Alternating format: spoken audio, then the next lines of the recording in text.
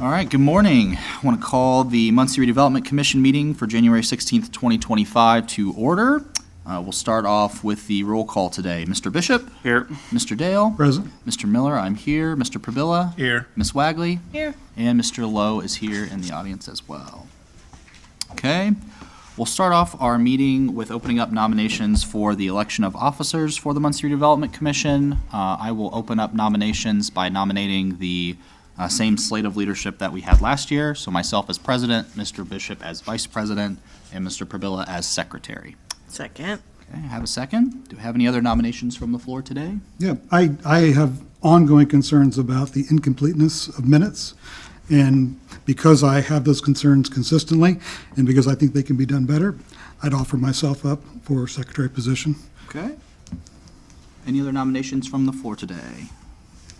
And we do need a second for Mr. Dale's nomination if there is one from the floor. Second. There's a second, okay. Okay, so we'll go ahead and take votes for first the office of president, of which I'm the only candidate. We can do that by voice vote if you're all okay with that. All in favor, say aye. Aye. Aye. All opposed? Okay. We'll do the same for the office of vice president, which is Mr. Bishop. All in favor, say aye. Aye. Aye. All opposed? Okay. And then now we'll take roll for the office of secretary. That's Mr. Pavilla or Mr. Dale. You can clarify your vote by stating the last name of the candidate. So we'll start with Mr. Bishop. Dale. Okay. Mr. Dale? Dale? Okay. Mr. Miller, I'll do Pabilla. Ms. Wagley? Or no, Mr. Pabilla, I'm sorry. Sorry. Wrong in order. Go ahead, Mr. Pabilla. Probella. Okay. And Ms. Wagley. Pabilla. Okay. Mr. Pavilla, you'll serve as our secretary.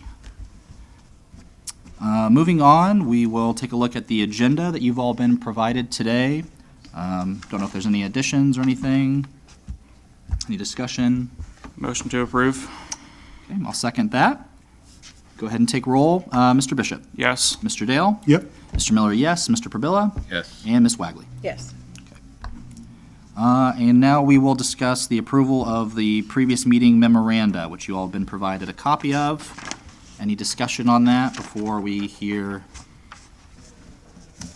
Well, I took the opportunity twice to review on Facebook the video of our meeting, and there are 13 to 20 pretty consequential items not included in the minutes. There's one complete correction that needs to be made. So I would move that we table the minutes and that we get them right, and I'm more than happy to provide my notations on that, and that we vote on it next meeting.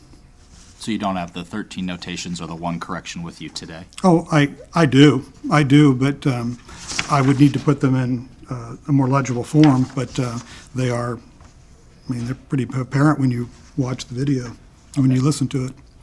Okay, so is that your motion then to table for next month? Yeah, and get it right, and I can get the information into Steve Pabilla, our secretary, and he can decide if we want to shim him up or not. Okay, we have a motion on the floor. Is there a second for that motion to table? Okay, hearing none, the motion dies. Do I have a motion to approve the meeting memoranda? Motion to approve. I will second that. Mr. Bishop? Yes. Mr. Dale? No. Mr. Miller, yes. Mr. Pabilla? Yes. And Ms. Wagley? Yes.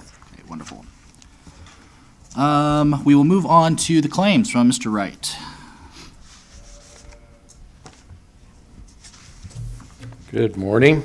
Good morning. I sent out the claims yesterday, and just wanted to open it up for any questions that you might have. We will notice on there we do have a number of bond payments at the beginning of the year that are listed on there. So that I will answer any questions. Yeah, Craig, I noticed, as I shared with you just a minute ago, there's a very small utility bill for the former YMCA building, and I know last time you had mentioned that the new owner is going to be paying, is paying all those. He'll be invoiced for all those. So this one will be invoiced to him as well for Yes, payment? yes, I already emailed it to him. And then at the last meeting, we tabled a payment of a little under $21,000 for E&B paving for some work at Wiltshire. you had mentioned that you were going to get some backup to us after that meeting. We never did receive that, but then when we were talking before the meeting, I asked about it, and you said that the bill, you went ahead and paid the bill even though this commission voted to hold that bill until further notice so that we could understand what we were paying for, but you shared that you went ahead and paid it. Yeah, that was agreed to in 2023. Yes. And I did follow up with the city engineer and head of the street department, Adam Leach, and the work was adequate to what what we agreed upon, and he said the work was satisfactory to his, so the bill was paid. But what did we agree to pay with them? That's been my question. And that's why the minutes were completely wrong, that I said they didn't have anything to do with it. I stated that they must have provided some materials or provided some type of service, but that never was provided us even after the meeting when we asked for that documentation. So I'm just, what did they provide to us? Well, generally, the EMB will provide the materials for the paving. Okay? As far as who actually did the paving on that, was it? Street department did. Yeah. That's right. That's what I stated in the meeting, right. Materials are provided, and it Yep. depends on the mix. Yeah. Where we get it from I&M or we get Right. it from EMB paving. Right. That would just be nice to be, when we had a question about it, and we actually take a vote, and we say, hey, we're not approving that payment, but we're approving everything else, it would have been nice to have some communication back on that as promised. And we ended up paying for something that we didn't approve. And I just find that there's a lack of diligence, and it's just not proper to do that. And I want to go on record stating that we went ahead and made a payment, that this commission asked to hold off on until we had better information. I suspected that EMB had something to do with that particular project, but there was nothing that could substantiate what that payment was for, and it was confusing on the information provided in the claims exactly if it was even for the project. So I don't doubt that it was. I believe you completely, but I just appreciate us doing things in a neat and orderly In process. essence, the payment to the contractor was approved in 2023. And they delivered, and the bill had to be paid. Well, sure. By statute, it has to be paid. Yeah, but we're here to approve on claims, so what good is our approval for claims if we're not going to follow through in an orderly way when we have a question about a claim? Yeah. What good is that's not part and parcel to what was done in 23. It's in and of itself, it's a claim request, and I find that just a lack of duty. I I find that don't wrong. think, that these claims necessarily serve as an actionable point for us as a board to say pay or don't pay. This is and I can be corrected if I'm wrong, that's fine. This is a record of what should be paid or what has been paid, that we are just saying it is accurate or not accurate, if I'm correct. If I'm wrong, that's fine. The action of approving or not approving to pay that was done in 2023 by the commission that previously existed in that year. Right. Correct. And on that, and on the claims, a lot of the claims that we get in are time sensitive. They have to be paid, the bonds have to be paid, utilities have to be paid, and if we waited for a month, you would be delinquent on a lot of the payments on those. I'm just confused then why we go through the claims process the way we do. So I've never understood it that way. So I understand what you're saying, President Miller, but I don't agree with that process. Thank you. I wanted to make that point. All right. Mr. Wright, do you have anything else for us? Anybody else have any other questions for Mr. Wright? Motion to approve claims as is. Second. Okay, we have a motion and a second. Mr. Bishop? Yes. Mr. Dale? Yes. Mr. Miller, yes. Mr. Pravilla? Yes. And Ms. Wagley? Yes. Wonderful, thank you. Thank you. We'll move on with the ethics presentation, conflict of interest presentation from Patty Goddard.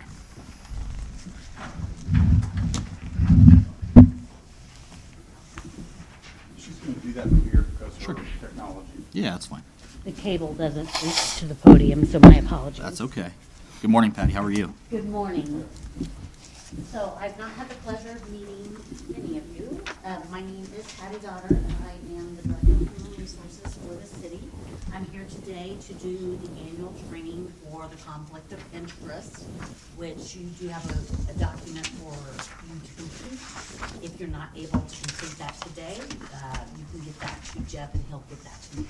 I'm providing you with a copy of the presentation along with some reference material, and this is the conflict of interest form. If you could just pass that down.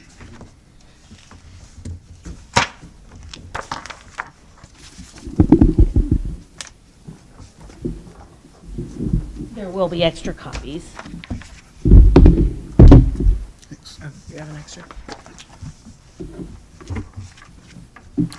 Jim, do you usually do these two? I thought not, because I don't vote, but I'd be happy to Okay. fill one out if I need to. They're on the side of caution. I Yeah, don't I think it would. can do that. Excuse Thank you I'll need very another much. one of the applications if that's. One of these. Do you have an extra One of the one? forms. Mhm. Good enough? Yeah, I have a Thanks.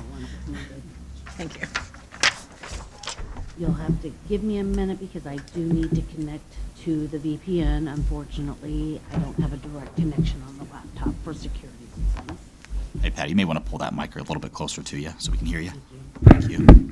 I apologize. No, I'm it's not okay. used to being on microphone. I have That's a okay. No rather problem at all. loud voice. Just a moment, please.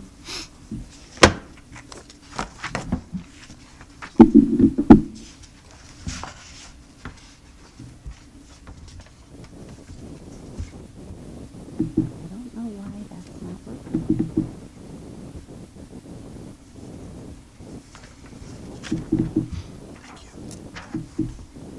All right, so in a pinch, since I can't display, it's not connecting to the VPN. You all do have the handouts, so we'll just go along with the handouts. That'd be fine. Thank you. I have to think on my feet here. All right, so this is the conflict of interest training for 2025. All boards that represent the city of Muncie, commissions, and of course employees as well as appointed officials do need to undergo this training. So we'll start with why are we doing the training? To assist you in compliance with legal obligations of public service. You all are public servants as members of this board. To help you know and understand when you should ask questions. It is a yearly reporting requirement and training standard for the city of Muncie. I will get to it in a little bit, but there's also a one-time disclosure. But we do it annually, and then if things come up throughout the year, you can also do a one-time disclosure. It helps us establish and define those high standards of ethical behavior, helps us continue to maintain public trust, and to know where to report if you believe there's any wrongdoing. I provided both my email address as well as our city attorney's email address for you. All right. Please note this training is not constituted as legal advice. I am not an attorney and I don't play one on TV. So I'm just letting you know that. All right. So, city employees should reach out to myself or the city attorney if they have any concerns. They should expect a timely response to any questions they provide. However, they need to be real situations. They can't be a what-if situation. What if I saw this, or, that kind of thing. We need to have specific examples of those things. Any employee or appointed member of a board would have the ability to remain confidential, and at no point could they be retaliated against. All right, so we've already gone through the next slide. It lists simply all appointed officials as well as the Redevelopment Commission, which that you are, and other boards that are formed for the city of Muncie. So the first rule is regarding gifts. A gift includes a favor, service, entertainment, food, drink, travel, expenses, or registration fees of a significant value. You are not allowed to accept gifts from people who have a business relationship with your department for the city or with your commission, or from someone who wants to influence you in your role on the commission. There are some exceptions. We'll review those in a minute. So you may accept food or drink at a public meeting where at least 25 people are invited. However, this exception only applies if the meeting is not for soliciting government goods or services, you're delivering a speech for your job, or the meeting has an educational program to help you in your role. The second exception is you can't accept mementos or souvenirs. Examples would be a keychain or a pen. Christmas just passed, so a box of chocolates that may have been delivered to you for your service. Those are acceptable. A third exception is while on the job, you may accept light refreshments while at the workplace of someone else. An example would be a contractor is wanting to bid on a property and you all go out for coffee. That is a light refreshment. That is acceptable. Okay? The fourth example is you may participate in any discount or promotional programs that are related to government employment offered through the Human Resources Department or as a member of a professional organization. You can participate in those discount programs. The rule number 2 is honoraria, and what that means is being paid to speak on behalf of the Redevelopment Commission. Should you be asked to speak and are given an honoraria, that money needs to be submitted to the Controller's Office for the City of Muncie. You cannot benefit from that. All right. The third rule is moonlighting. I recognize that you all are not employees. You are appointed to this commission, but I will run through this briefly just so that you're aware of what employees are expected to comply with. You can accept outside employment, of course. However, you cannot if it involves considerable payment that would conflict with your current job duties, requires you to reveal confidential city information, involves using your position with the city to get unfair privileges or access, or it would not be widely available to similarly situated people. Rule number 4, conflicts of interest, decisions and votes. This is the important area, not saying the rest isn't important because a lot of it does apply to employees, but conflict of interest in decisions of votes certainly is your capacity here. So this rule prohibits you from participating in a decision or vote in all matters relating to that decision or vote in which you or your immediate family might have a financial interest. This prohibition also applies if a business you serve or a potential employer has a financial interest in the matter. You would need to recuse yourself from those voting decisions. If you identify that there would be a potential conflict, you must notify your leader, which would be the board president, and myself, and you should have your board screen you from those matters. Consult with your attorney, which I believe is Mr. Freeman. All right. Conflict of interest. In contracts, this rule prohibits you from having a financial interest in a contract with any agency. The rule does not apply if you do not have a contracting duty or influence for your department, your board, and you have a written statement with the Human Resources, which is the conflict of interest, before entering into the contract. If you do disclose any conflicts of interest on the forms that I provided to you today, they will be reviewed by the folks that appointed you to your position. Okay? Number 6 is you cannot accept any additional compensation for doing the duties of your commission role. And this includes any money, a possession of value, or a financial benefit. Rule number 7 is bribery.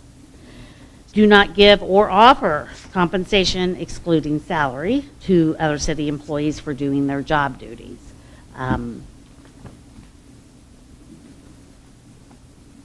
The next rule, confidential information. By virtue of your role on the Redevelopment Commission, you may come into contact with some confidential information. That information should not be revealed. You are held to that standard. There are some documents that, of course, are available through the Freedom of Information Act and readily available to anyone that requests that. There are some documents that are not accessible through the Freedom of Information Act. Those are listed there on this slide. Use of city property. You cannot, in your capacity on the commission, use city property for anything other than the function of the commission. I'm summarizing it. There's a lot more detail on the slide. All right. Number 10, ghost employment. I'm going to provide you the slide. I'm going to leave it there. Nepotism, I'm going to leave it there because, again, that's related to employment. Political activity, though, I do think it's important to point out that in your capacity as the Redevelopment Commission, you are not allowed to represent yourself as a member of the Redevelopment Commission should you be involved in political activity. So they can't intertwine. You certainly can represent yourself as I would. My name is Patty Goddard. I'm not the Director of Human Resources should that happen. Okay? Any questions about that? All right. And then the conclusion, and the rest of it is just for your information. It cites all of the Indiana code related to conflict of interest. And there are excerpts from the code there for you to review. Again, I don't anticipate that you guys will have those documents completed today. I would like to have them, today's Thursday, no later than Wednesday of next week. So if you have anything that you need to disclose, please do so. And if you need to consult anyone, I'm sure Mr. Freeman would be able to do that in his capacity for you all. Are there any questions for me? No, I think some have them filled out. Okay. If they do, I certainly will Yeah. take them. Great. The one thing that Heidi and I spoke about as well, because I asked this question last year. We didn't have the presentation in the meeting last year because the person didn't show up to give it to us. But we have to be careful because we get asked things as a commissioner. We have to be careful that we don't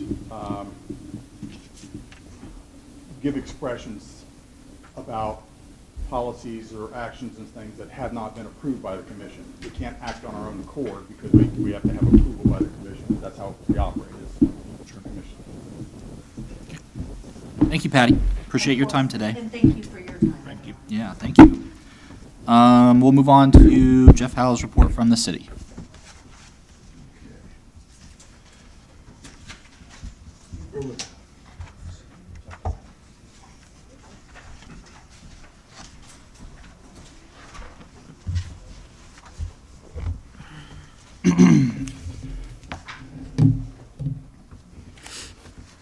Go over the financial position. Thank you. Thank you. Thank you. Oh, man, your Thank you. worksheet's getting real small.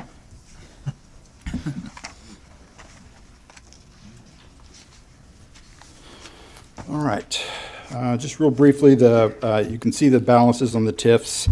Of course, we haven't spent anything out of these TIFs except we did the Delaware Dynamics, depleted that, and it has since grown again.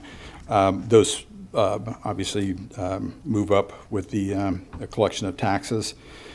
So we also have the 322 out in the markets of Madison, the White River Lofts, Till Pond, and the parks for the total focus funds of 2.6, almost 2.4, or 2.3, almost $2.4 million. With a consolidated TIF at $1.1 million and other cash accounts at $1.5 million. We have prospective revenues of the remaining sale of the store lots. The takedown of those lots, we have a contract with them to buy them, taking them down another $750,000. $735,000 for the sports complex, and then we have projected revenue net of debt service of $1 million, a little over $1 million. So the estimated consolidated TIF at the end of 12/31/25 is projected to be 4.6. Obviously barring any expenditures. So if there are no questions, updates are really light because obviously with the holidays and then the weather, there really hasn't been a lot of needle moving except unless you've driven by Store Estates. Yeah. There's a house there. And I think 3 or 4 other foundations there. So things are moving in the right direction there. We're pretty proud of that. And then I am told, I can't imagine why, but over the holidays there were people skating in the skate park. I went by there, it was covered with snow. I couldn't tell, I'm assuming there's still some final grading of the ground and stuff that has to take place, but it's usable by the, I would think, typically adventurous skateboarders. So it is up and running or up and. I've got a question about that. Uh-huh. If some people were in there and that's an active construction site, what's the liability for the city if somebody gets hurt? Is it not fence? I've gone by, I don't think there's a fence around it, but what is our liability if somebody does get hurt? Well, I went by it, and I don't know if there's a fence around it either, to be honest with you. I would expect we probably have the same liability we would in a park, though. I mean, anybody would get on park equipment would potentially get hurt as well. So I would think that, sledders in McCullough Park, whatever that would be. Ben may be more apt to answer that question than I would be, but I would assume we'd fall in the same. Well, I would be curious to hear from Mr. Freeman about that. Just if that's an active construction site and we just heard our director say that people are using it and if they're using it, they're using it. I'm just curious. I'm not personally familiar with the skate park area, so it's a little bit hard to comment on. If they're in an area that is actively under construction in the sense that there are large machinery, earthwork movers or pavers or whatever, and they're playing on those, that obviously could present some liability to the city if they're hurt. It also depends on the age and sophistication of the people. There's a difference if we're talking about small children versus minors, but older teenagers, 16, 17. There's a different level of what they should legally be expected to know in terms of their own safety and what would be acceptable.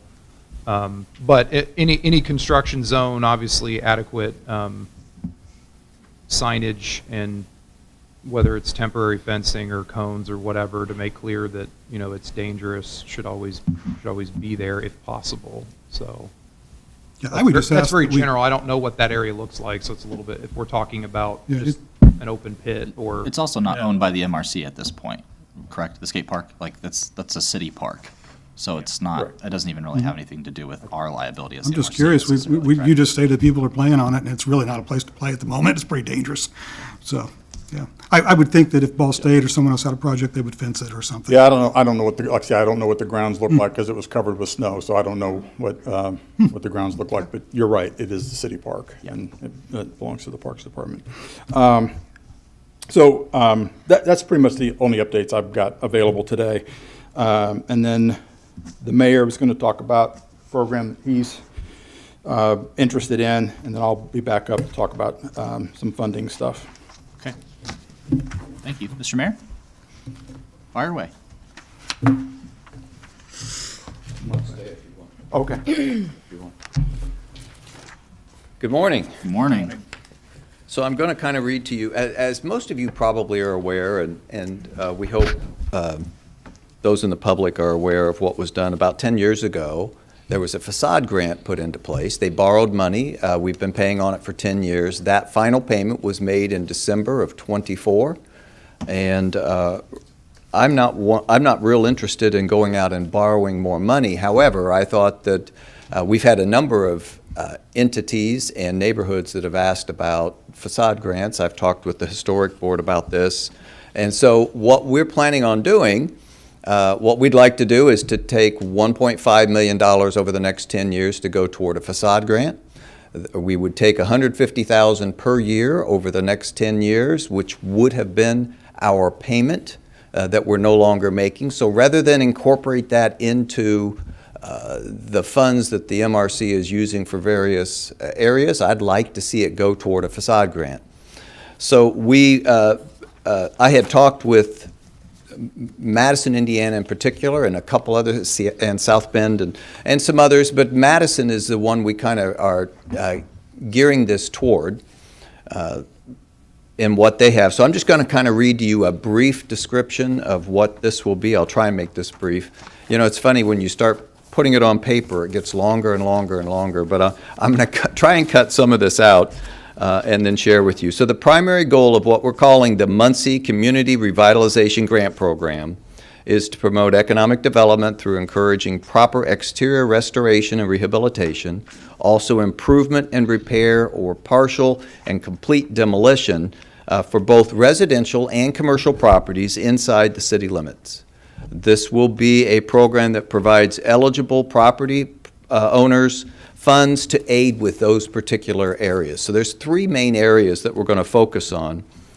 One will be what's called a rehabilitation grant. So this will provide exterior and structural restoration to encourage private owners within the Muncie downtown area to maintain, repair, and appropriately rehabilitate their structures in a manner consistent with the downtown area. A second one is called the Curb Appeal Grant.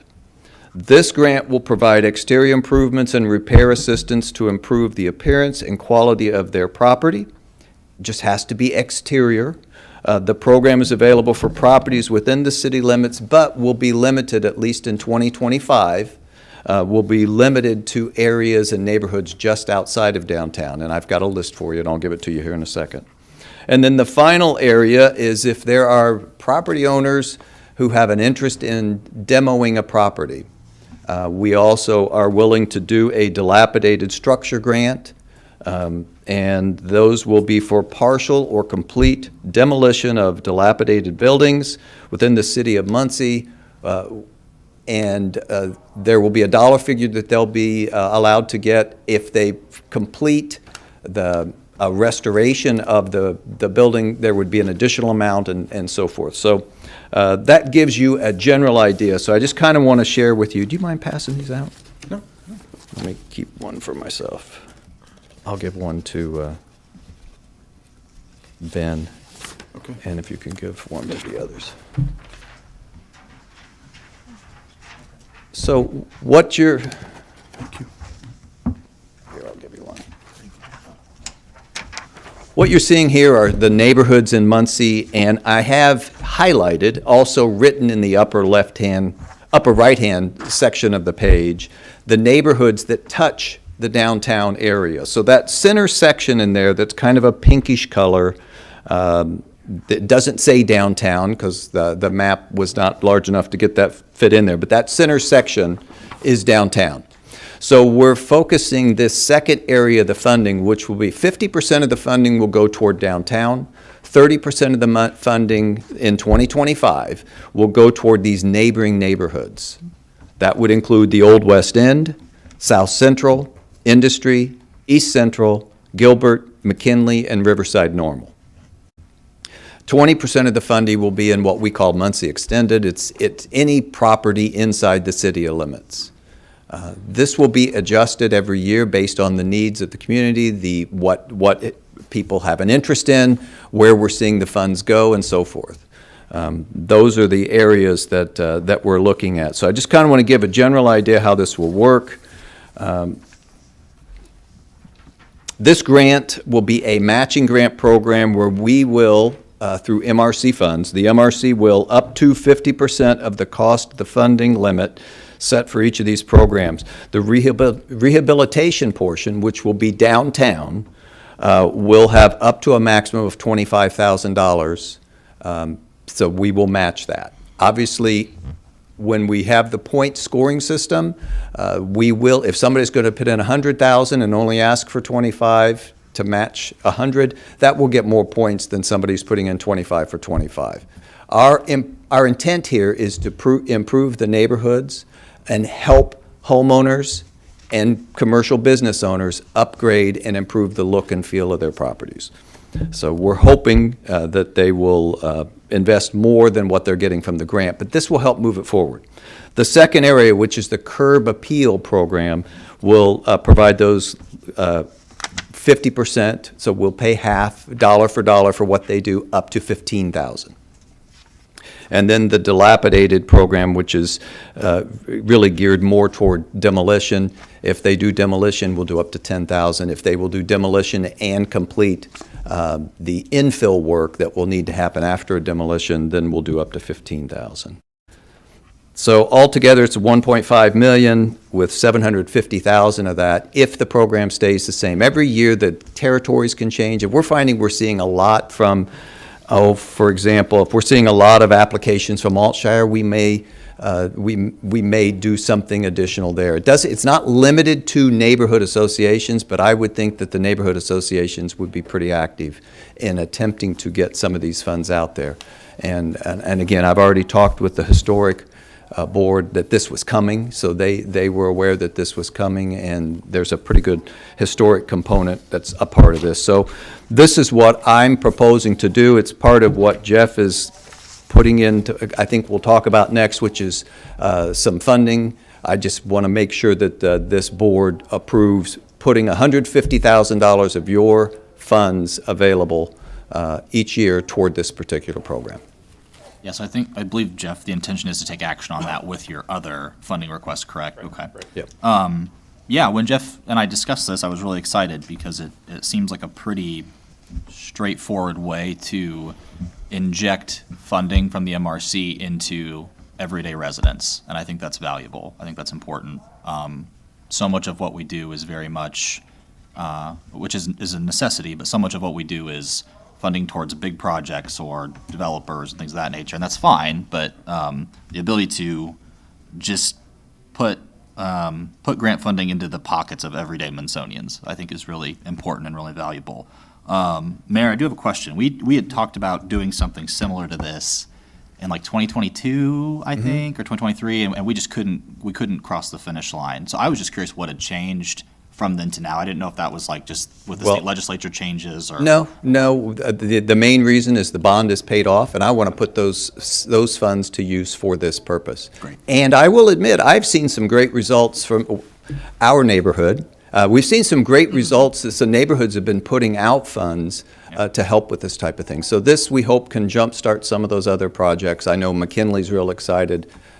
We had a meeting yesterday, and I talked with them, or with the president of that this was coming. So they're pretty excited about the opportunity. Now, you still have to get, the public has to make the match. They have to put in 1,000 to get 1,000, or they have to put in 5,000 to get 5,000. But I'm excited about some of the results that have come from some of the neighborhoods that have put this type of effort out there. Awesome. I've got a few questions. Go ahead. Yeah. Mr. Dill's got a couple questions. I've got a, Yes. oh. We'll go to him and Sure. we'll come back to you. A few questions. Who will oversee the program? Is it MRC, or I know that your historic preservation, there are going to be some connections here. That will some have to be tentacles. on that. So I can go ahead. So we're looking at setting a committee of 5 people, 2 MRC members and 3 from the public that will go through the applications. They will all come here for the final approval because it's MRC funds. Sure, but then the awarded funds, let's say someone's awarded, they will have to make sure that they comply with historic preservation standards and all of those things. Yes. CD, Community Development, no longer does a facade program. Historically, we've done a facade program at CD. Has that been years past now? It was run through CD. I don't think it was HUD funds. Yeah, years ago, we had CD had a robust facade, but it was just for downtown commercial structures. But the only other question I had was, so we're maintaining this or feeding this through MRC proceeds. You're not looking at a bond then? Correct. Like you had before? Correct. Is there what's the advantage to going with a bond and getting ahead of it and be able to do more?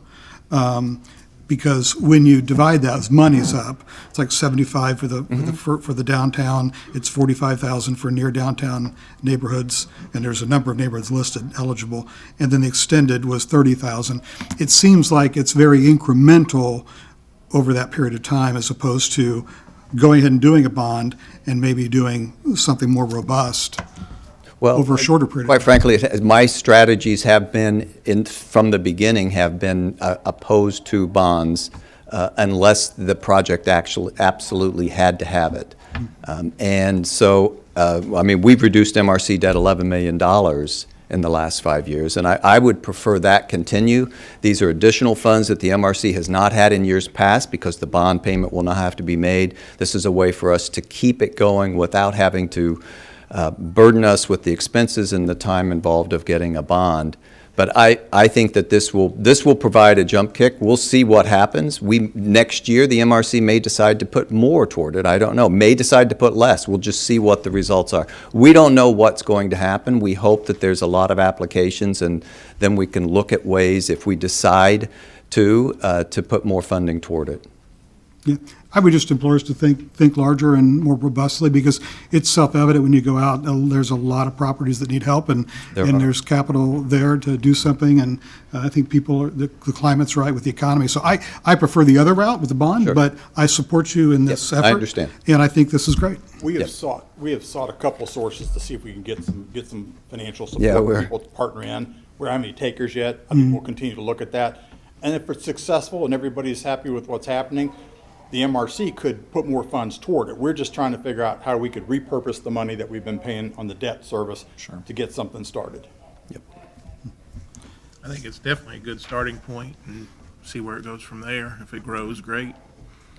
Because there's definitely, like you said, no shortage of need, but That's right. we can't do everything all at once, so. The committee will approve or create the criteria, like you said, reference maybe some matrix for approvals. Yeah. Okay. Do you anticipate like applications being approved on a rolling basis, or like Rolling one until- big application per year? I say rolling until the funds are utilized Okay. each year. So it's probably, people are going to want to get in quickly. Okay. And then I That's have another reason I wanted to announce it in this format. We were ready to say that we wanted to do this last month, but I wanted to make sure all the appointments were the same for this commission, and that's why we decided to bring it at the start of the year. Yeah, and then I'm curious about the pot for more demolition. You mentioned maybe like a higher match if they were to rebuild on the existing site. Is that What we're talking about, if they tear off for example, if there's a building that has had an addition to it, and the addition was not built to the same quality or not to the historic component that we want, they could tear off the addition. We would help with that, but we don't want them to leave the ugly side of the torn off building. They have to repair that. Okay. That to remediate what's left of the building, if there's anything left, and if it's a complete demo, then they just have to make sure the infill, so there's not a. Do you have an idea of how that would be enforced? Like, would the match not come through, and would the additional 5% match not come through until they rebuilt it, or? Correct. Okay. That's correct.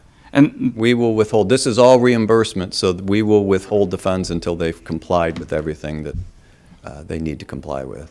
this third option for demolition, that would include completely demolishing a property and just having a vacant lot there, or? This is not toward any MRC properties or anything that we would obtain in that format. This is for Yeah. homeowners who have discovered I'm in a situation, or property owners who are in a position where they're not able to do the work.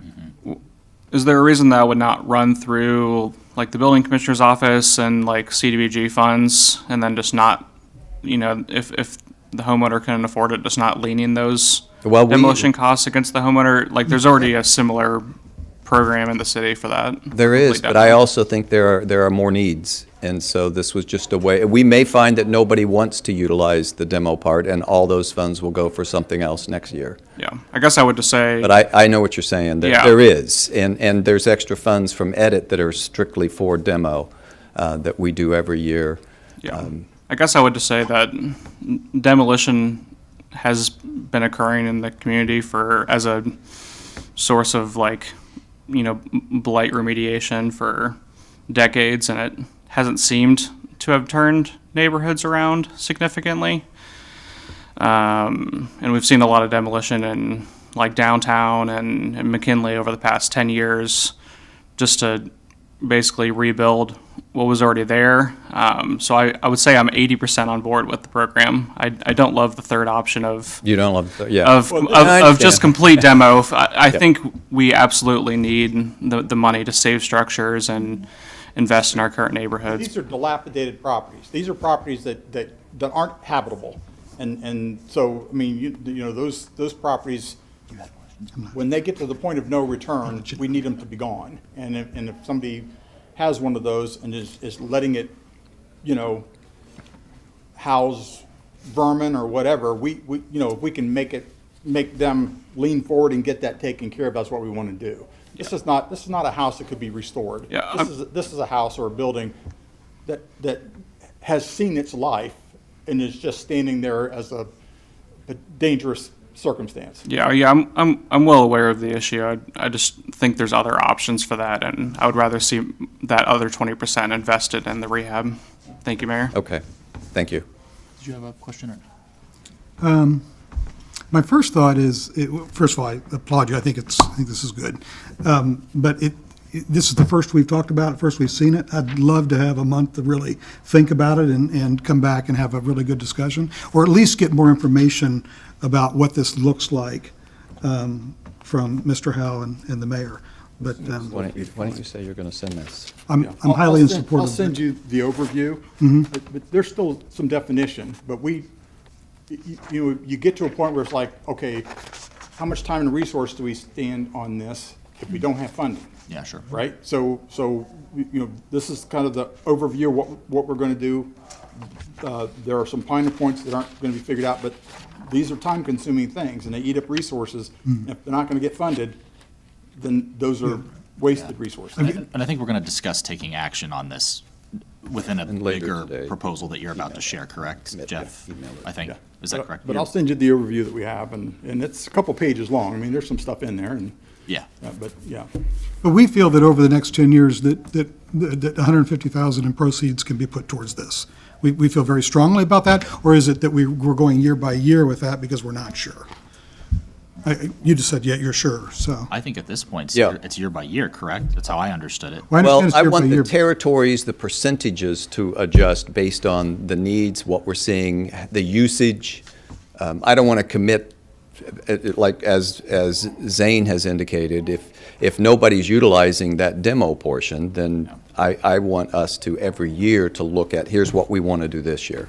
Do you envision a mechanism where, let's say, you and Jeff are neighbors, or you live in the same neighborhood, where points are allocated when you have a cluster of individuals interested, so you can make a greater impact? Do you see that potentially happening? Whatever's determined to be greater impact Okay. will be looked They'll upon more score favorably. higher. Based on the probably. application. Yeah, because I think the devil's in, I think really the details are how points are awarded and how emphasis is placed, because to Zane's point, there's been so much done to eliminate blight as best we can, but it's this buckshot, scattershot deal, and so we really don't see it. But if we concentrate and strategically plan in areas to some degree, then we can start to see where investment turns and makes Yeah. makes Some of we- the scattershot is unavoidable because we don't own the real estate. Yep, We can't that's the control what challenge. private That's- property that's owners true. have and do. That's true, but what I'm offering up is I'm hoping when the details get ironed out, is that there, when you start to see trends and focuses, that the point system supports that, because that's where we're going to visually see property, values rise. I think we're on the same page. I agree. We feel want to like- make sure we're having impact. That's why we wanted a larger portion to go to those neighborhoods that I know are near starting some things. But we We'll wanted just people say that. across the city to know they can participate. There is a focus, there's a greater focus in certain areas, but we didn't want it to be exclusive of every place. That's right. And the dollars are different as well, because the cost to do some of the things in some neighborhoods will be higher because of the nature of the architecture of the home and things like that. Other places it won't be, because you're buying materials from Lowe's and Menards and things like that, and not having to order these things from wherever you order stuff for your big. For our house, But it'll fine tune over time, I think, based on needs. And as the mayor said, if nobody's going to use the demo piece, then it may be determined that, okay, it sounded like a good idea at the time. Maybe it's not. Mr. I Pergolese. feel like, and you kind of just said it, but I think we're kind of getting ahead. I think the question is, are we willing to to give the 150 a year? I don't think the details, I agree with the details that Mr. Dale and Mr. Bishop are concerned with, but that's the point of the 5-person committee, right? Is it needs- to determine what is done and how it's done and which money goes where. Correct. Am I correct on that? So. Mr. President, and my point is, getting it right from, as best we can from the get-go is going to ensure hopefully success. Right. And we don't want to be talking about this 2 or 3 years from now saying, we really need to tweak this and tweak that. I understand it in the beginning, that's one thing, but setting it up as best we can in the beginning I think is it'll really always be- important. Always be tweaked year to year. I mean, the amount of money may be tweaked. We don't know where things will be at in 10 years. Economic circumstances will yeah. change. So I just think we're getting, I agree it needs to be done right from the start, but I don't know that details are today. Today is, are we willing to It sounds like we'll do get the to, 150? sounds like we'll get to that. Committee, Yeah, right? On the committee. Mr. Howe, do you want to move forward with your overall funding request? If the mayor's Yeah, done, sorry, Mr. Mayor. okay. Thank you. Jeff, you want to move forward with your funding request? And we can go from there. Yeah, so, like I said, I will send that program overview over to all of you. Thank you. Let's see. And then I'm just looking ahead as well. Did we have a property purchase application this month? We do not. We do not, okay. We do not. I have it as a bookmark because you never know. Just in And case. That's fine. if something pops up, it can usually get moved in pretty quickly. It's not a real complicated application or something or anything. So.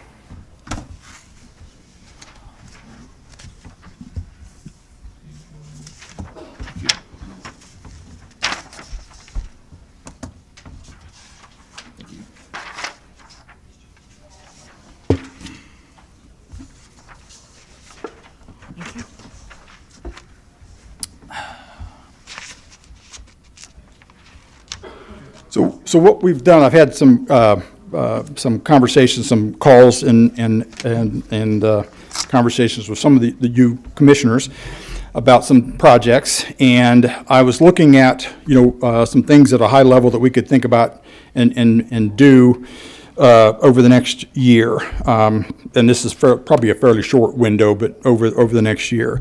I put here as sources of funds, so we have $1.4 million that has come in through the default on a economic development agreement. Southway Plaza, some of you will be glad to hear that I'm looking at pulling that back and repurposing that. And then the grant facade money from the bond is $150,000.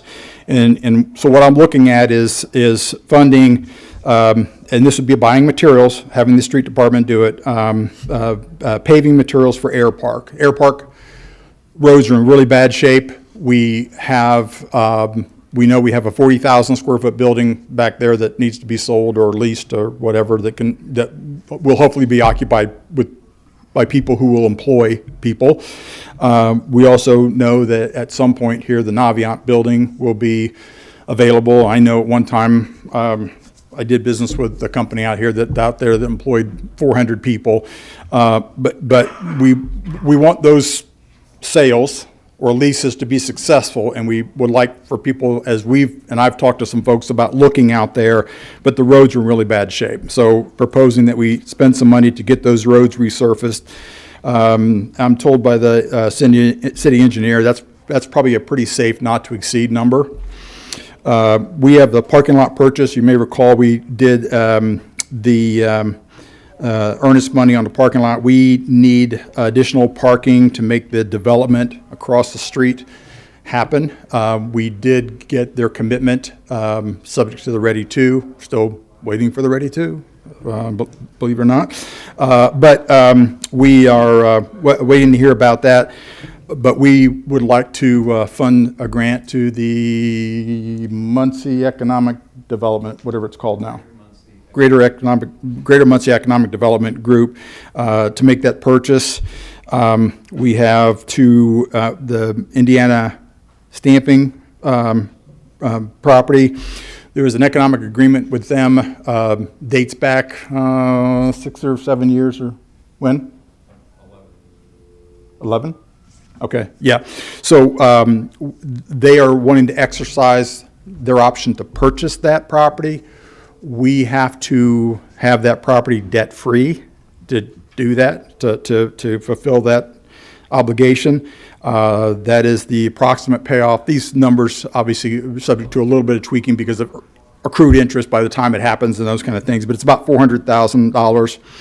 We have traditionally, and we talked about this earlier today, traditionally provided money to the street departments. Streets are a big issue in Muncie, and everybody knows it, and we've tried to provide some support, and so we want to continue that. I think we did this last year, and maybe years before that, $250,000 to resurface some roads in Muncie to help them do that. They'll do the work. This is for materials. And then $250,000 toward which is kind of a modest contribution, but a modest contribution to the debt service on the new fire station. And then year one funding, which is a repurpose of the $150,000 to fund the facade grant program. So we have sources of money, about almost $1,872,000. This uses equal $1,650,000. So we would still be retaining about $220,000 in addition to the money we will already have in our normal course of business, which would be somewhere between $800,000 and $1 million. So we'll actually have more money than we typically would have, but this is repurposing the money for some things that we want to, and some of these things we would do anyway, we would have to do. And Isaac and I talked about this before. You know, the parking lot purchase has come upon us because to get the other project to work. It's parking. It's the allocation of parking spaces based on the code, and then the retirement of the debt on the stamping building. Again, we have to do it. It was put upon us. They have a EDA. They're exercising their option. We've got to clear the debt for them to buy it. So I am asking for approval for these. So we can get these things approved and then move forward. And like I say, some of the money will obviously go out incrementally depending on when things get done. Couple things, just I guess for relevance. So the paving of the air park, I know I've heard directly from at least one business owner out there who does employ people there. Please, is there anything the city can do about the air park? And that's a myriad of different things. So to see us addressing this, at least where we can, I think is exciting for that small business owner and for the potential to come. So that's something that I've directly heard complaints about. I'm sure the mayor's office has gotten those same complaints from those same people too. So that's great. I love the idea of retiring debt. I just think that's the right thing to do. I had a conversation, Jeff, with you and the mayor both about the street department funding of the 250. Just double checking that if the street department wasn't reliant upon that 250, could we maybe hold that back into the annual budget? Instead of doing 222, we would do 472. But at the same time, roads always need paved. So, it doesn't mean we can't come back and do it again. Sure, absolutely. Right. I mean, absolutely. I think so either way is fine by me, certainly. And then everything else is everything else. So those are the only thoughts I had on it, but is there any other discussion? Yeah, I Shereen, just go ahead. wanted to comment. I know, I love this plan for the use of the 1.4 that came in unexpectedly recently.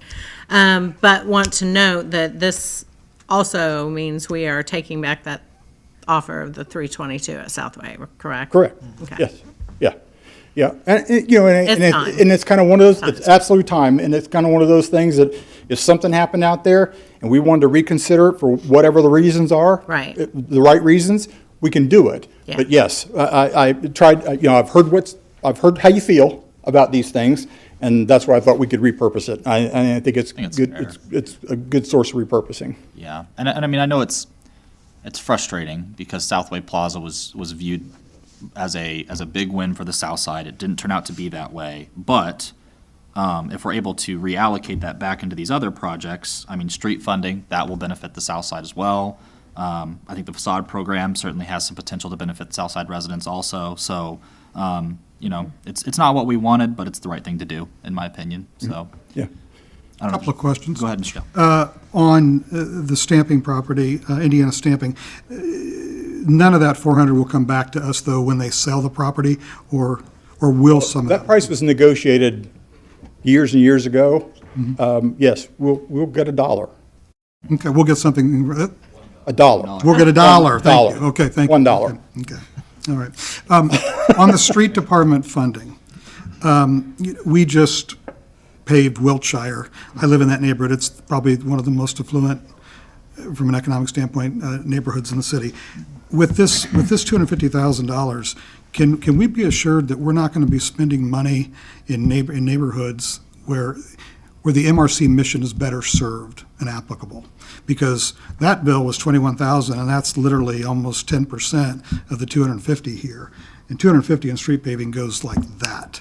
And my hope is, and my expectation is that when we devote MRC money, that it's aiding business, commerce, then it's aiding hardscrabble neighborhoods that need assistance, because it's all about blight, a lot of our mission. And to be doing streets with MRC dedicated funds in neighborhoods that otherwise are doing, they may need the help, but they certainly don't meet the mission of the MRC. I'd like to see us spending money elsewhere. I personally don't see that $250,000 is going to be kept separate in the street department fund. We are giving them $250,000 towards paving, towards the year's paving plan, which includes lots of roads that are determined by an outside agency. So I have complete faith in our engineer that he's going to use those funds to the best ability of the street department. The fact that we got a $50,000 bill on material for Wiltshire happened because we're at the end of the year, and that's the bill that was open that needed paid, and we still owed funds. So these $250,000 funds are not going Kinda to be swapping kept dollars. separate. There were roads that were It's done. to supplement Yeah. the paving plan, which Yeah, includes. And it was a little over the entire city. 21,000, it wasn't 50, but the decisions we make are statements of value more than anything. And what I'm saying is that I just would like them to be earmarked for areas that are necessary. I wouldn't want to see an invoice come here for Wiltshire again, Yeah. because that doesn't make sense. Yeah, we can ask the engineer to draw down money from us in accordance or in alignment with roads Meet our needs. that Generally. meet our needs. Sure. Yeah. Thank you. Yeah, yeah. I don't know that we want to get into a nitpick because but I mean, I think that'll be the guidance and the request, I guess. Is there any further discussion on the funding request, or we can take action on this if? Yeah, I have some questions. I mean, this is a lot of information that, we just are now digesting, that we didn't get it before the meeting. So, and I guess I would agree with Mr. Dale. I'd be curious to see I'm not necessarily denying it, but yeah, I'd be curious to see if we could earmark it towards specific projects, if we saw something showing that like repaving was directly tied to economic development. I mean, I know there's connections, but there's also like so many things we could spend money on. I'd be curious to know a little bit more, and if it's just like, there's a number of like oversized streets on specifically like more harder hit areas in the south side. So I'd be curious if we could like earmark it towards something that could not only just be repaving, but also like liven up the street a little bit. This, this will cover about 3 miles worth of road. I mean, it's 3 miles worth of paving. So, I mean, I don't know how intricate we can get. It's, if we do 3 miles worth of paving, if 3 miles worth of paving takes place, and I think someone would argue that any resurfacing of Muncie roads is good for our economy. Yeah. But I think we got to be careful that we don't get this too intricate, because like I say, we're going to, I mean, if they pave 10 miles worth of roads in neighborhoods that need paving, we've contributed to 3 miles of it, and we will have met that. And like I say, and when Isaac and I spoke, it'd be nice if it was a whole lot more. Well, I mean, yeah, but you got to give a whole lot more money to cover a whole lot more miles. Right. And I think that's what we need to be careful. And we had conversation. Well, I guess Craig and I had the conversation, with the engineer about the paving at Wiltshire, and it's a 10 to 15 year useful life, depending on the traffic and conditions and stuff like that. So, roads, and that's where the mayor and I have had conversations about some of our strategies and using infrastructure and not building roads and building things, outside, because, a lot of people see roads as an asset. Roads aren't an asset, they're a liability. Yeah, like cost do you- annexation too. It costs you a lot of money. But there are, so you always have to do the math and weigh, right? Weigh what the benefits are. But like I say, I don't know that it makes sense to get too intricate about 3 miles worth of roads, because they'll pave 3 miles worth of roads that'll meet our purposes. Sure. I guess if the argument is economic development, then, and maybe this could just be revisited next year after a year of the facade grant program, but I'd probably argue that $150,000 in facade grant matching funds is probably going to do a lot more long-term economic development than $250K and fixing our liabilities. But I don't know if there's any. This is just a lot of Probably depends on your mode of transportation. If you drive, roads are in pretty bad shape, and some of them are in particularly bad shape. Yeah, I mean, again, and some of these others are private properties. We're going to provide support for people who are making private investment in private properties. I guess if it's the street conditions are a lot worse if you're not driving. All right, let's get back to the point of the discussion, which is this whole funding request. We need to either take action on this or not take action on this today. We can debate street conditions in Muncie till the cows come home, I promise. Can I ask additional questions, or If you have a couple more, yeah, fire away.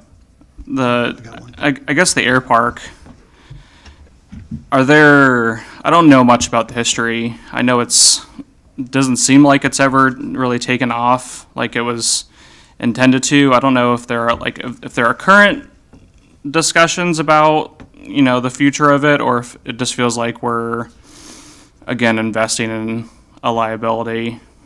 And obviously, we don't know what the future is going to happen, but are you in discussions already, or is this just to make it more marketable? I've suggested people look at the properties out there.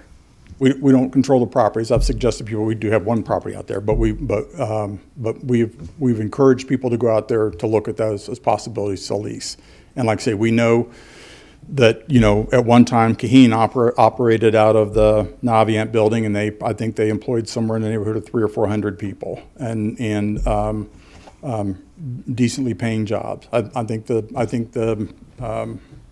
circumstances, knowing some people out there, I think, a lot of the Navient folks are primed for remote work, is what's happened out there. We know that there's another 40,000 square feet out there that's for sale or for lease. I think preferably lease, but to lease to somebody who come in and do, hopefully some manufacturing. But either way, employ people, and we've suggested people look at those. I think the park, offers a lot of opportunity. And I think, like I say, at one time, there were a lot of people employed out there making a pretty good living. Yeah. Like I say, and, but I would suggest that maybe at some point too, that there were people located in there that didn't need to be located in there. And so, but yeah, I think there's opportunity out there. But like I said, we do feel like, and we've been told that, or I've driven out there, that it's in pretty bad shape. And those things can detract somebody from having an interest out there. The property that, you mentioned, a property that the city does own or is marketing, how long has it been trying to get it for sale or for lease? No, it's out there. It's out there on a. I think it's, if I remember correctly, I think it's out there near the Hillcroft building, and like I say, then the Hillcroft building is there. We don't have a. There's no building. It's a lot. Got it. Yeah. So, so it would be. How long has that been available? Don't know. Years. Yeah, I a don't long know. time. Years. Beyond that. But yeah, I think we've had it for years. I guess I'm not denying that there's, the street doesn't need repaid. I'm not convinced that this will turn things around, and I'm worried it'll just kind of sit empty. Lastly, with the parking lot, is this, like, there is an existing developer that this should be for? It's not, okay. And No, we'll own the parking lot. It needs to just be available for people to be able to park there, or they will not have adequate parking to But we'll develop, retain that to asset. develop their property, their so project. it's related to a development, or it's just for general downtown parking? It's related to a development, but I'm not sure of the capacity of the parking lot, how much would be available to other folks. But it would be public parking, but it would Okay. be available to folks to be able to Okay, because of that property, Got that it. development. got it, thank you. Yeah, and then, with the code, they can't build what they're gonna build unless they have parking. Yeah. So. Did you have other thoughts? Are you good? I don't know, I probably just have more questions, and I presume this will be a bulk vote. It's just not having some additional, maybe like, not studies, but like some data maybe to support some of these. And it might be a bulk vote, might just be hard to support. Mr. Dale, you had a question, I think you said. Yeah, there are parts of this that I think are really laudable, and there's some things that I have questions about, and I would have loved to have received this in the email before these articles of information. It would help, but I think, again, I think I'd like to take a little more time to understand it. My chief concern is that we're a reactionary body. We don't plan together. We're not strategically planning. And because of that, I mean, this is a significant amount of money. I guess my feeling is that I'd like to take just a little bit more time to understand and talk together. And I don't know that one meeting does that. So if we take a vote today, I'd love to be in support of this. But if we take a vote today, I'd have to wait and say, no, I'm not in favor of it. Okay. So. Any further discussion today on the funding request before we do or don't take action on it? No other discussion. Is there any action to be taken today? I'd vote to simply table it until next month so that we can perfect any questions we have and so that we can speak as one voice, hopefully, on this. Okay. I'd love to speak as one voice on it and just take a little bit more time to get it right. Be able to bounce some questions off of our director and then come back and look at it one more time in March. Okay, there's a motion. In to February, table- pardon me, February. There's a motion to table on the floor. Is there a second for that motion? Second, There's a second. Okay. No further discussion. We will take a vote. Mr. Bishop? yes. Mr. Dale? Yes. Mr. Miller, no. Mr. Prbilla? No. Ms. Wagley? No.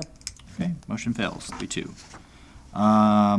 I will make the motion that we approve the funding request as presented today. Do I have a second? Second motion. Okay, any further discussion? Seeing none, we will take a vote. Mr. Bishop? No. Mr. Dale? No. Mr. Miller, yes. Mr. Prbilla? Yes. Ms. Wagley? Yes. Motion passes 3-2. We'll move on from this, Jeff, unless you had other things to discuss. There are no property purchase applications. Like I say, it's a kind of a bookmark in case something comes in. We didn't have anything come in. Nate Howard sent an email yesterday, day before yesterday. He's out of town, not able to be here. Vicki Veach from Downtown Development is here, and she's going to do a presentation. Hi, Vicki, how are you? There's a packet, or there is a document in your packet. Thank you. Yeah, good morning. Thank you for having me and allowing me this opportunity to talk about downtown and Muncie Downtown Development Partnership and our partnership with MRC. We've partnered with MRC now in some way, shape, or form since probably 2012 and have a good relationship with this organization and hope to continue that forward. We feel like that a healthy, vibrant, appealing downtown is critical to economic development, which I know that this organization that's their main focus. So our organization wants to work with you to help contribute to those efforts as much as possible. Why is a healthy downtown important? There are numerous reasons. It generates more tax per acre than anywhere else in the county.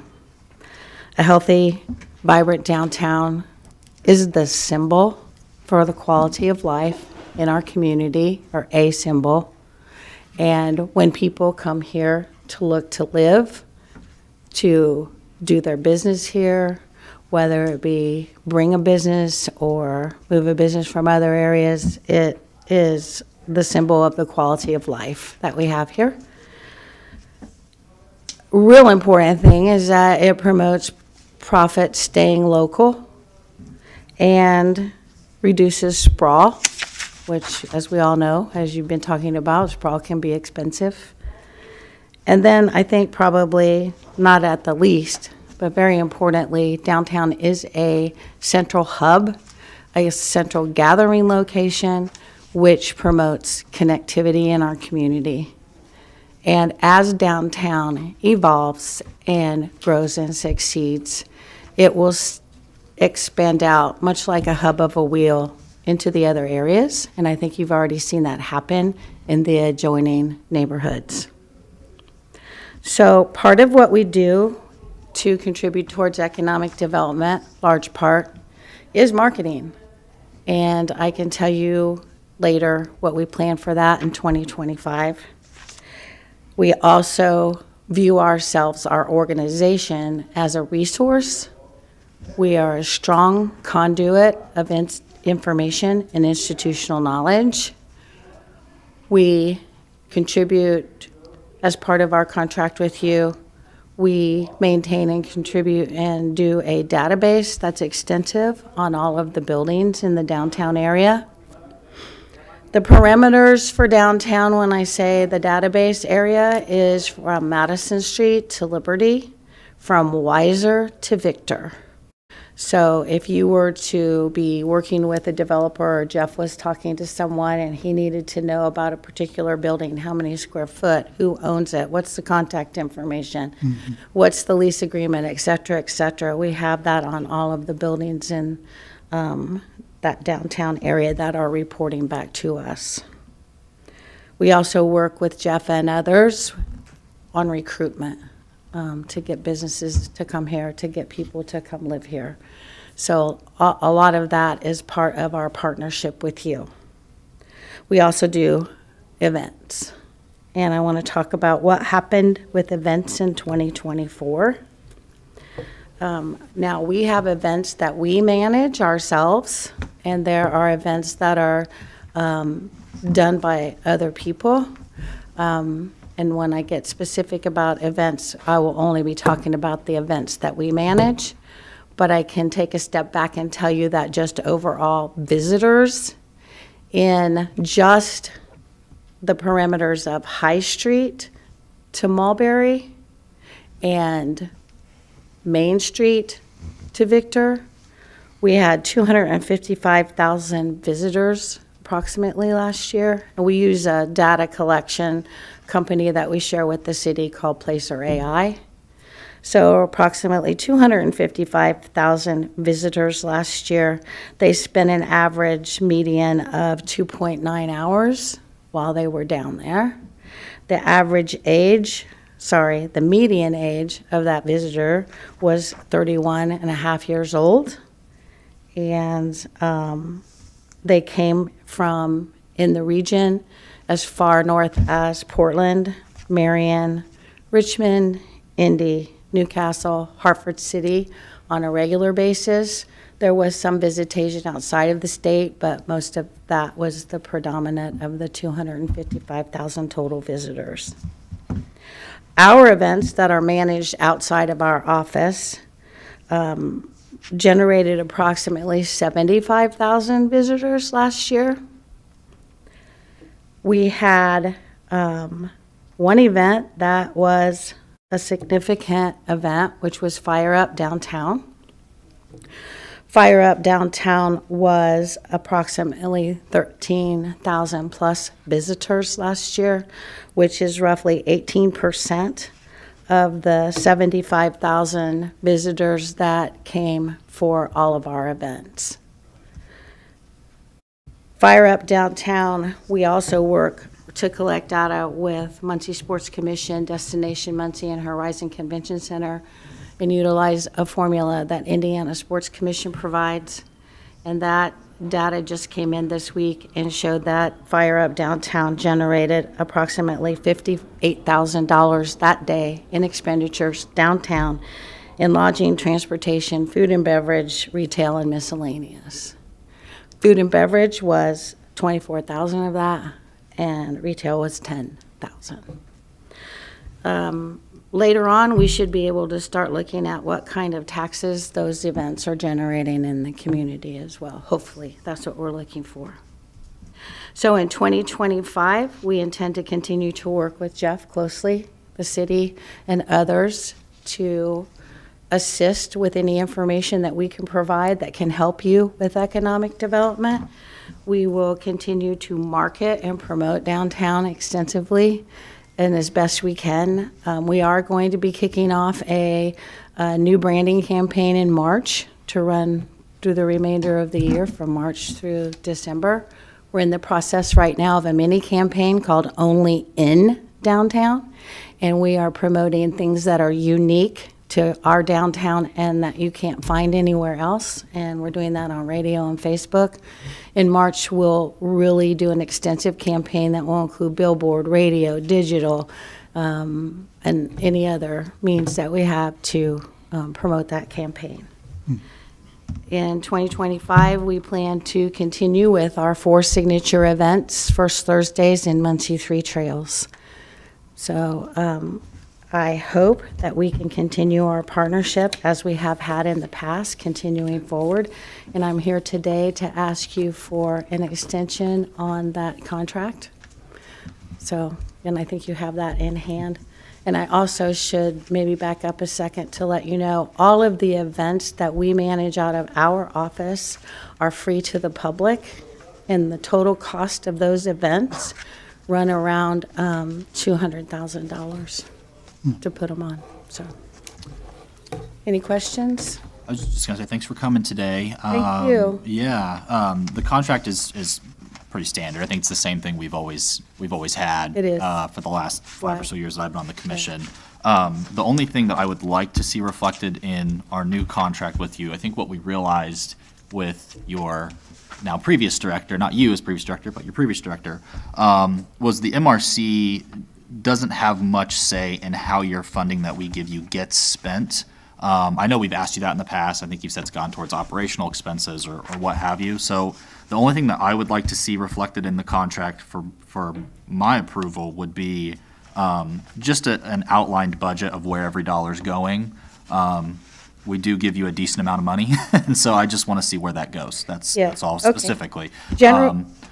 Okay, yes, I can do that. Generally, what is spelled out in the contract is a lot of it, you can't put a dollar amount to. the database, the help that I might give Jeff or whatever with recruitment, things like that. So, but the events, we can talk about the cost, total cost, like it's 20,000. And then, of course, the database and the time that it takes to maintain that database. So we can do that, and you could say, I want this much to go to, this percentage to database, this percentage to events, this whatever you desire. But those three things are the major areas, and marketing. Okay. Marketing is significant. Great. Yeah. I'll tell you that I wasn't, Judy and I spoke a while back, a couple of months ago back, about, I wasn't aware of the database that was available. And so therefore, I can tell you that I don't believe that the redevelopment commission has probably used it.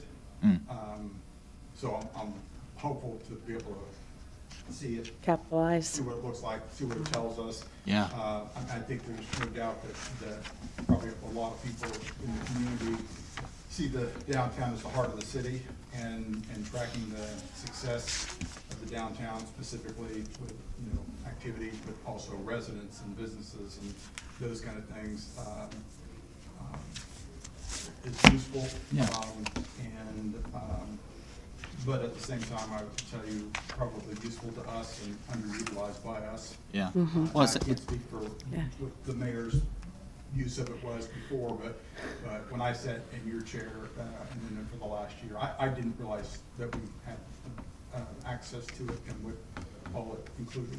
it A sounds perfect good. example would be the riverfront development. The developers that were looking at that when we did the first phase were very much interested in the apartment data, what the rents were, what the occupancy was, those kinds of things. And we were able to provide that to the mayor so that he could utilize that when he was making those negotiations with those people. So that's one example of something that we can do. And so, yeah. I've just got a question on one point. Please. How does this differ from the previous agreement or the existing agreement? Is there anything, the dollar, everything's? No, it's pretty much exactly same? the same agreement. I think we've had it for the last 10 years. Other than I got a little more specific in the verbiage on some of the things that Jeff was talking about. Okay. I just have one suggestion. Under the termination clause in here, item A seems superfluous. Basically, it says that this partnership agreement may be terminated as follows. The Muncie Redevelopment Commission and the Muncie Downtown Partnership may terminate this agreement upon a mutual agreement of the two parties. But then you go down to C, and it says, by either party for convenience, upon no less than 180 days advance written notice to the other party, they can be terminated. It just seems, they're not necessarily entirely contradictory, because there's the word may in the first, in item A, but it seems, if you're going to get a divorce, someone's going to first reach out. So it just seems like C should be A, and C should be, existing C should be eliminated. Ben, can you speak to that at all? Is there I mean, anything? it doesn't seem that it's really even necessary. You can have my copy if you want. I can, while he looks at that, I can't tell you, and I apologize, I'm sorry, I literally allowed an attorney to deal with that section of things, and so, I just think see your ultimately, point. if either party can say, we're done in 180 days, you might as well just put that up as A, yeah, because I would say that's up to your attorney's discretion. I understand why somebody might have included it. It's like covering everything possibility, but the ultimate possibility is that one person can say, hey, I'm done.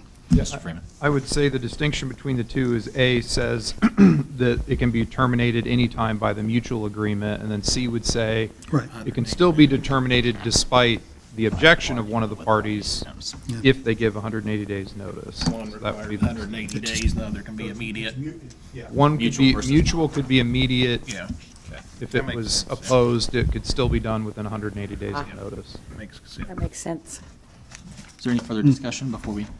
Vicky, do you have the current approximate occupancy figures for residential and commercial downtown? I do not. I am in the process, and I'm glad you brought that up, because I did want to let you know, I probably will be coming back soon. I had the visitor data for events this year, but I had not completed all of the data collection for properties and apartment rentals, and I'm working on that right now. We're nearing completion, and I was hoping I'll either provide it to Jeff or come back and give that to you here in the near future. Awesome, thank you. And then I don't know who to address this. In the contract or the agreement under 4 compensation, it says pay downtown development a total of $80,000, and then the schedule shows $80,000 per year. It is per year, I'm sorry. Yes, you're correct about that. That's true. You're right. Yeah, I saw that, but. And $80,000 is what the MRC agreed to, Jeff? Per year? Yeah. Okay. Okay. And it is spelled out for payment due as 40/40, so you pay twice a year, 40/40, so that every 6 months it can be reviewed at your pleasure if that you decide to do that. Okay. Is there any further discussion on this? Well, go ahead. I would make a motion to approve with the amendment of the language that the compensation be $80,000 per year for 2 years. Can you add to your motion my request of the budget outline of how the $80,000 is spent per year? Would you be willing to do that? So moved. Second. All right. Mr. Chair, Yeah. do we want, in executing this, do we want to, something different about it, but do you want me to get the contract, review it, get the budget on receipt, be able to execute that? Would you like to execute it? It makes no difference to me. Ben, do you have a preference at all? No, the sale of real estate, you have to sign. I would prefer that you sign. Okay. If I think that's our standard for this anyway, so that's fine. I think I'm the one who's on there, so we can just keep it as is if everyone's okay with that. Okay, we have a motion and a second. Any other discussion? No? Okay. Mr. Bishop? Yes. Mr. Dale? Yes. Mr. Miller, yes. Mr. Prbilla? Yes. And Ms. Wagley? Yes. Thank you, and I did want to point out, I'm sorry, I should have done this right away, I get nervous. Our board president was here today, Garrett Jones, so Thanks for being here. in my stead, if I'm not around, he's available. And then, I don't know if you know it or not, but Jim Lowe is on our board now too, so I just wanted to point that out. Great. Oh, well, he's on our He's on board, every too. board, I tell you that. He does everything. That's funny. Okay, we'll move into public comment. If anyone's signed up, you have 2 minutes each.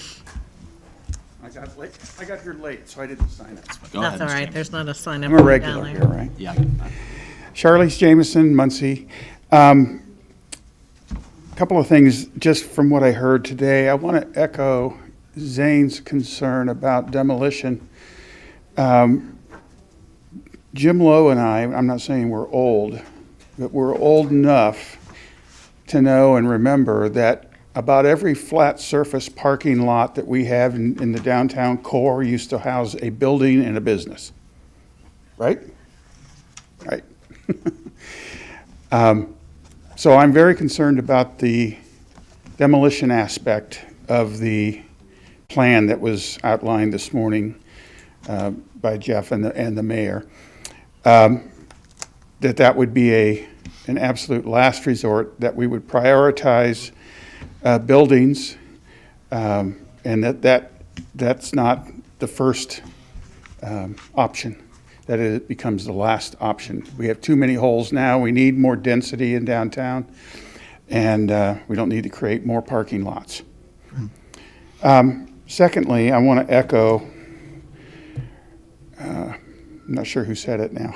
I want to echo the paving of Air Park.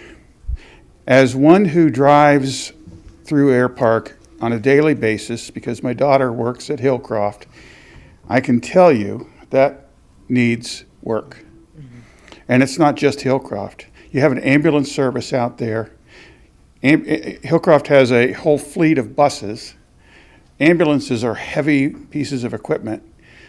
This is not, only residential. And I guess I would ask you to consider not just is this new development, but is it maintaining what we have? And that to me is equally as important. If we can fill Navient, that's great. If we can get somebody new to invest in our property that we own, that's great. But we can't let that go. That has been bad for years. And I know you could probably Your say time is that. up, but go ahead and finish your Okay. thought if you'd like to. Last, for who it may concern, I don't know the mayor's here or not, but I would be very interested in serving in this committee I don't know much about, as it related to the subcommittee of this group that the mayor talked about. The as far as- facade program? The facade programming, yes.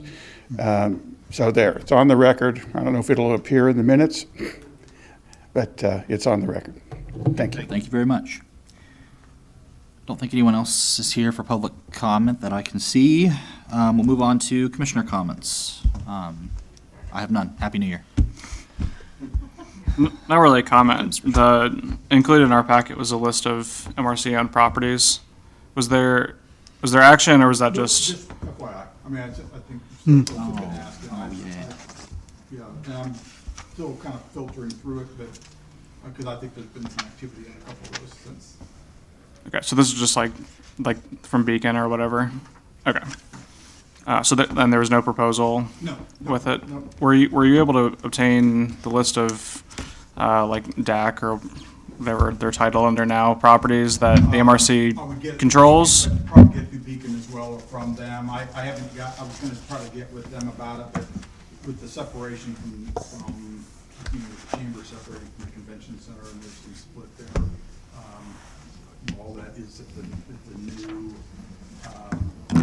Greater Muncie Economic Development Group. We haven't gotten it from them. We have reconstituted an economic development committee.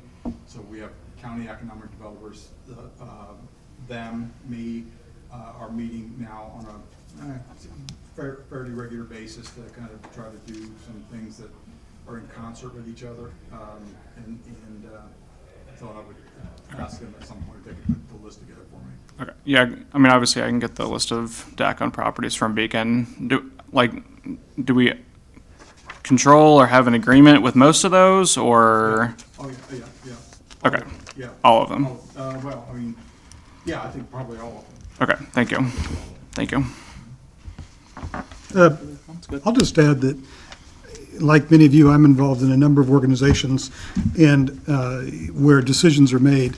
And I just think that having the information ahead of time, such as the spending plan that we were just voted on, that's something that I'd love to support, but I just want more information in a timely manner so that I can make an educated decision. And it's not to be reactionary, but to be proactive. And I feel like we're on the back of our feet here.